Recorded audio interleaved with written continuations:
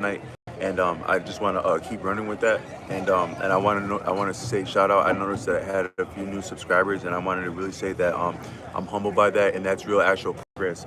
There's a man where I'm residing now. I just saw him this morning, but I saw him a couple of days ago, and a couple of days ago he was asking me about cigarettes, and I was saying that since I've been here where I'm at in my new accommodation, I haven't been going on my way to smoke cigarettes or smoking cigarettes really. And he said, "Wow, he said that's progress. That's really actually progress." And one of the I think the real metric of success in life, like even if I've done some cool things, like I've amounted to a CDL. I amounted to my own apartment. I would have amounted to my car, but it was a bogus sale. And then I amounted to a motorcycle and things like that. But what's actually more meaningful than all those things, because they can be lost as soon as they can be gained, for you're doing well and not, is actually just progress, a metric of progress. And I think that the real metric of progress, like YouTube, or just anything we do in life, is people who actually are you do, because what you do would have to be congruent on different levels, and it takes work to be congruent. It takes sacrifice to be congruent. So I just want to say that there's not, you can't do more in the online space. A lot of life now is digital. You can't do more than to rock with somebody enough to subscribe. So I just want to say I'm really humbled by that, and I'm inspired by that, and that's the real progress of like something like this channel, because I've studied a lot of the things that I've watched on YouTube for a long time have been things that interest me and that are to expand my mind. But a lot of the things I didn't look at them because I thought this would make me, this would get me this, or this would give me that, or bring me this or that. I really looked at it for the sake of it and the interest of it. And so even this channel, this body of work, other than the coolest things, like sometimes when you meet like a beautiful person in real life and you're able to tell them of your channel, it's a cool experience to say, oh, you can check me out over here, like, oh really, you're online but it doesn't necessarily mean you're getting anywhere with that person, but besides that, the coolest thing is that just a subscriber, when I see a subscriber increase, that means that somebody's rocking with you, and they're interested in checking in with what you're talking about and what you got to say. So I just want to say salute, and real respect goes both ways, and real interest goes both ways. So if you're interested in me, I'm interested in you. I just wanted to say that. Just to summarize this video, I have a less bandwidth right now. The purpose of these last two videos was to talk about magic in our midst, and I think that, so back in the day, the church ran things like in Roman society, so some people would say some people would say hi, strange beans says hi. Some people, what's up, strange beans? Some people would say that the sun used to never set on the British Empire. I think a better way to say that would be that the sun never sets on the interests of Rome, and England, as it would have been impacted and calibrated by and checked in with the Catholic Church. I think going back, that influence of the Catholic Church is synonymous and is the heirloom of the actual Roman power structure, I think, and the feudalism of Rome, and the conquesting of Rome, the imperialism of Rome on feudalist in terms of feudals, like nobility, titles, duties, peasantry, and arbitrary privileges, like such as class and stature and rank and pedigree. And that has actually not stopped to the present day. Now we're in neo-feudalism. There are pretensions of meritocracy, and some probably level of meritocracy would be necessary to do some of the high functioning roles in the sophistication of the apparatus. But beyond that, the actual the title and entitlement matters more than the sophistication and the merit of anyone. So we're now in neo-feudalism, that is neo-Roman interest. And our calendar keeping, I think, 2026, people are hella serious about 2026. This is the year 2026, the month of March, the 10th, 11th day. Thereby have this you owe now. That's actually a state that's reminiscent of Rome, and it's actually Roman bookkeeping, financial ledgers, debts, and surplus, and bounties and duties. A lot of our duties are along the lines of the Roman calendar. That the Greco-Roman calendar is what our calendar is called, but it's still the interest of Rome and neo-feudalism. But within that, it actually has been owned by and operated by means of the church, by and large, because the church has the ultimate authority in terms of right and wrong, and narrative is important for human beings, and so the church is actually the state. There is no actual state. There, according to Tashik Bey, there's the church, and the church is leased to the state by the church, but still owned by the church. And anyone that would have an office, like say Congress or something like that, they swear an oath, but that oath amounts to the interests of the church behind the scenes. And so, according to Tashik Bey, there had not been separation of church and state in America. The state operates, may have the auspices or the semblance and some of the privileges and leeway of operating to seem independent in the actual the charades that matters for people's engagement. But as far as for example, right now as I speak, the church is the greatest owner of property on earth. There is no institution or interest on earth that owns more property than the church. I think that includes commercial and private, but in terms of property, owning property, nothing, no how owns more property than the church. What may you do to what's the most bankable thing you can do? They say, like, I was listening, I watched like the Everyday Struggle back in the day. They had an interview with 21 Savage, and 21 Savage is a very intelligent, well-spoken man. He has the dialect of like southern, like what you call southern Ebonics, his dialect and grammar, but within that he's very eloquent like that, more somebody that would even from the status quo or learned in terms of booking. He can communicate a lot of brilliant ideas and also convey nuance and emotion within that dialect. But one thing that he said is like, they're asking him about Jay-Z and about Jay-Z commending people to get into real estate, and 21 Savage said, "Yeah, man, I think that's good what he said because he's just saying smart shit. Invest in real estate. That's way deeper than it would seem." 21 Savage, a winning ass hip hop rapper, street person, celebrity figure. He is wise enough, and he gets all the way back to real estate. Jay-Z, ostensibly, if he's talking like that, he gets all the way back to real estate. There's different tiers of scales of business. Like, you can have like a really bougie high-end business that does really, like, say you have something like maybe Neiman Marcus or like some very excellent brand like that, right? They do well by means of the brand, the name of the brand, but they don't make as much money hand over fist as something that sells at a lower scale, like say Walmart, Target. Walmart, the thrift store, the dollar store, the public transit system, the things that's shaking the, like, if you've ever seen the old Robin Hood movie, the animated cartoon Robin Hood, that's a brilliant movie that can teach you a lot about life and faith. It's an outstanding film. Some of those old animated films are simply outstanding. But in that one, they had this bogus sheriff.